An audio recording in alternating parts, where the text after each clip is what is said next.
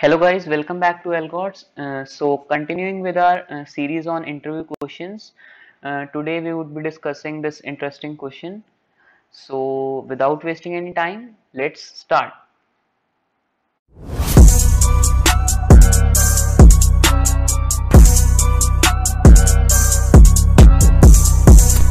Let's read the problem statement and understand the question. So the question name is nearest smaller element, right? So let's read what the question says. So in the question we are given an array and we need to find the nearest smaller element, let's call it g of I, for every element present in the array a of I, such that the element we find has index smaller than I. Let's say the element is present at the jth location, so j should be less than I, and a of j should also be less than a of I, right? And j should be the maximum possible in the range 0 to I minus 1, right? Okay, so these are the conditions for by which we have to calculate the smaller element for every possible element present in the array a of I, right? Okay, so let us take the sample case and see the answer for it. So the sample case is an array of 9 elements, right? So for 8 there is no smaller element in the left, so for this the answer would be -1, right? Coming on to 7, 7 also has no smaller element, so the answer would be -1 again. Now for 9, and there are two smaller elements 7 and 8, but the nearest one is 7, right? So the answer would be 7.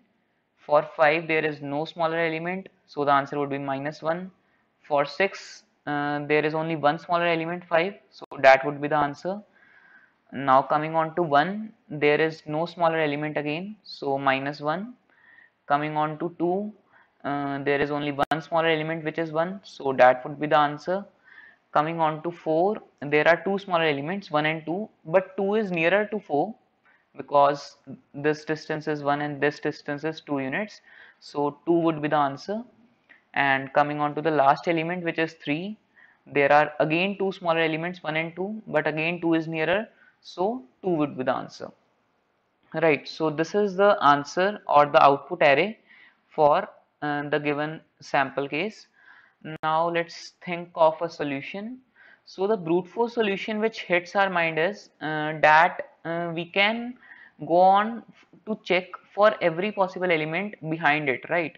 Let's say if we are considering any ith element, we can start a loop from I minus 1 and go on till 0 until a smaller element is found in this range, right? So now let's analyze the complexity of this solution. So for this solution, our I would be going from 1 to n less than n basically, and we don't need for the 0th element, as we know that there would be no element behind it, so we can simply put a -1 there by default, right? Okay, now for every I would be going from I minus 1 to 0, right? So until and unless a smaller element is found, right? So this is a nested loop running n times at max, each loop n times at max. So the time complexity for this approach would be in order of n square. We need to think of an optimized solution, right? Okay, so let's see what repetition we are doing while calculating the answer for every number, that is basically while going from I minus 1 to 0 for every number, right? Okay, now let's consider 7 and then we will take up 9, right? So for 7, we checked the previous elements and there was only one previous element 8, but 8 was greater than 7, so our answer came out to be -1. Now let's say I don't know the elements which are lying ahead in this array, basically this portion. I don't know the elements which are lying ahead in this array. Now if I had to choose between the elements 7 and 8 as a potential answer ahead, I would always be choosing 7, right? Since 7 is less than 8 and it also lies ahead of 8, right? So let's say I consider any element, let's take it this position. Now for this position, if I had to choose between 7 and 8, then 7 would be the better answer, right? Since it lies nearer to this element and 7 is also less than 8, right? So what repetition we can avoid is that when we are calculating the answer for any element, we calculate it in this fashion, but then we remove the list of unpotential elements or the elements which are greater than the particular element which we are considering and are in the left part of that element, right? In this case, which is 8, right? Since we do not need to check for 8 even ahead in this array, and you would observe this fact clearly when we consider the element 9, right? Now let's consider 9. Now let's focus on this portion. So it is 9, 7 and 8, right? Now when I am considering the elements which are less than 9, if I the better one or the better potential element would be 7, since 7 lies ahead of 8, right? And it is also less than 8 itself. So we do not need to check again for 8 while calculating the answer for 9, right? So this is the repetition which we can avoid by some pre-computation or by calculating the answer for every element, right? So for 9 the answer would be 7. So what task we have to do is that while calculating the answer for each number, we have to remove the unpotential elements, right? And these unpotential elements are the elements which are greater than the current element which we are considering and are in the left part of it, right? And let's say in this case 8 was to the left of 7 and it was greater than 7 as well, right? So we need to think of some data structure where we would be putting in these elements once, and then we would be popping once we do not need them anymore or they become not potential elements for the rest ones, right? Okay, so we can use a stack here, which is a very good data structure for the methods push and pop as required here, right? So we can use a stack to keep track of all these things, and then let's see how we can optimize it. Let's again write this array and go on. So the array is 8, 7, 9, 5, 6, 1, 2, 4 and 3, right? Okay. So now we need to iterate again from 1 to n, right? So first let's try to devise an algorithm, and then we would be having a dry run over that, and then you would clearly understand how we can avoid this repetition, right? Okay, so the I variable or the iterator goes from 1 to n, less than n basically, and now we have to calculate the answer for every ith number, and we also need to remove the unpotential elements from our stack, right? So initially our stack would be containing the first element 8, which is basically the 0th index element, right? Okay, so it would be containing 8. Now for every iteration, what we would be doing is, while the stack is not empty, right, and the element which we are considering is smaller than or equal to the element present at the top of the stack, we would keep on popping from the stack, right? So we would remove all the elements which are lying left of this element or in the stack, which are present in the stack and are greater than or equal to the current element, right? Since these are the unpotential elements which we defined above, right? So we would be popping all of these elements. Now if the stack is empty, right, so it means that there is no smaller element than a of I in the left part, so the answer would be -1. But if the stack is not empty, then the answer would be the element present at the top of the stack. And yeah, the last and the important one is that we also need to push in these the current element which we are considering, as it may be one of the answer for the rest of the element, right? So at the last, irrespective of the if else condition, we need to push in our current element, which is a of I, into the stack, right? Okay, so this is the portion for removing the unpotential elements. This is the portion for calculating the answer, right? And finally, this is why is this step done is that the current element may be a potential answer for the further elements. If it would not be a potential answer, then in the next iteration it would be removed in this loop, right? So we do not need to take care of that. So this is the algorithm which we have devised by taking help of a stack, right?